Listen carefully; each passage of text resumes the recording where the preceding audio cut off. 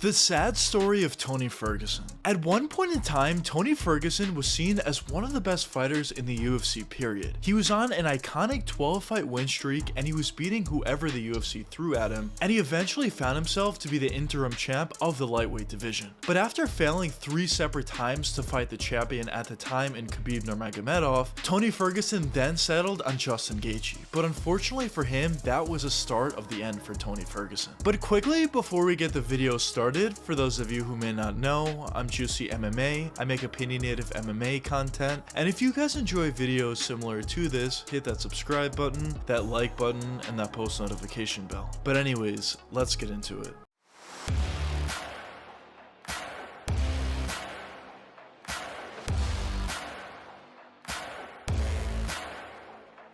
Tony Ferguson was, and still currently is, one of the biggest stars in the UFC. His iconic 12-fight win streak certainly helped, but I think his overall unique and entertaining style, alongside with the heart that he shows in basically every single fight, alongside with his personality, really helped him gain so much popularity over the years. But the question is, why was Tony Ferguson so good during his 12-fight run? Well, in my opinion, the reason for why Tony was so good comes down to a bunch of different factors. But starting with his stand-up ability, this was definitely the main factor. Tony had a very awkward and unique style with his stand-up ability, but at the same time, it was very effective. Tony had a really nice ability to switch stances whenever he wants and throw out either that orthodox or southpaw jab, a nice uppercut, really nice hooks, nice crosses. He also had a nice ability to throw kicks to the legs, to the body, and even sometimes to the head as well. And I think the most effective thing about Tony's stand-up ability was how unpredictable it was, because nobody had a style like Tony Ferguson, so it was very difficult to game plan for. The fact that Tony could throw out a different strike at any given point, and a completely random one at that, just made it so difficult for the opponents to see shots coming, and so difficult for his opponents to efficiently counter on those shots as well. Now, I would say Tony also had a decent amount of power in his hands and in his kicks, but I would say he did most of his damage as a volume puncher as opposed to as a power puncher.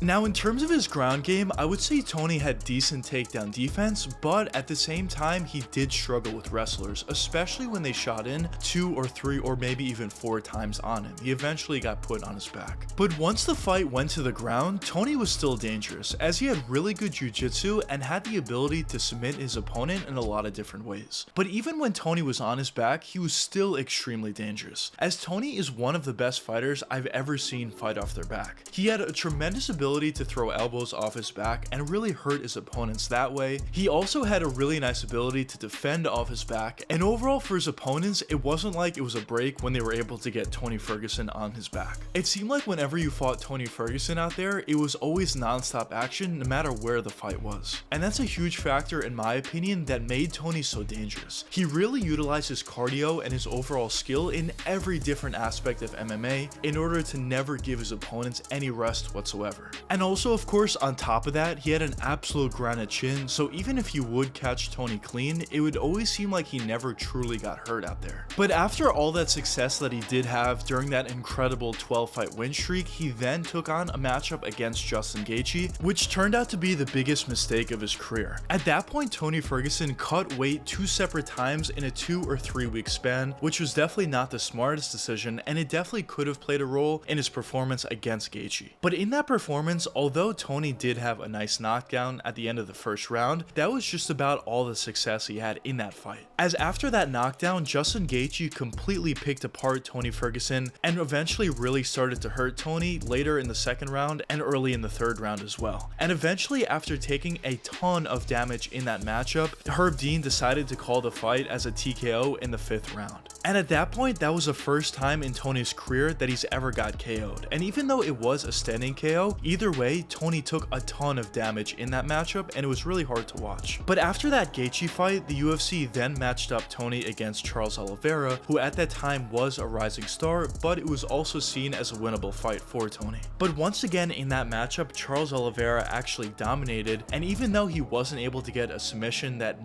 99.9% of other fighters would have tapped to, he still ended up getting a dominant decision over Tony Ferguson. Now in Tony's next fight after that, he was then going up against Beneil Dariush, who once again was seen as a winnable matchup, but this was definitely seen as a more difficult fight as Tony was on a 2-fight loss streak. And in that matchup, Beneil Dariush had Tony in a really bad submission, but of course Tony Ferguson didn't tap and ended up losing a pretty dominant decision to Beneil Dariush once again. Then the next fight after that was against Michael Chandler. And in this fight, Tony actually had a ton of success in the first round and even won the first round as he knocked down Chandler. But unfortunately, as we all saw at this point, early in the second round, Michael Chandler caught Tony with an absolute insane front kick to the face, and it completely knocked out Tony Ferguson. And that was really the first time Tony was knocked out. And not only was it a knockout, but it was a really bad knockout. He was knocked out for a long time. And after that matchup against Michael Chandler, most people thought it was time for Tony Ferguson to hang it up and officially retire. Because although he did have a ton of success throughout his career, as of late he was losing a lot of his fights and it was only getting worse for him. But although a lot of people wanted Tony to retire, he decided not to retire and he ended up having a matchup against the Leech, but due to Khamzat missing weight, Tony ended up fighting Nate Diaz, and that was probably his worst performance I've ever seen. Tony just looked like it was pretty clear that head kick really affected him. As he was spinning way too much, he was turning away from the punches from Nate Diaz, and overall Tony just looked like a guy that should have retired 3 years ago. It was crazy to see the difference between Tony in the first round versus Michael Chandler as opposed to his very next fight against Nate Diaz, which was a very winnable one as well, of course. And probably the craziest thing about that matchup against Nate is Tony actually got submitted and he tapped basically right away. Now that choke was probably in pretty deep, but Tony Ferguson is known as a guy that never taps. So to see Tony tap immediately was crazy to see.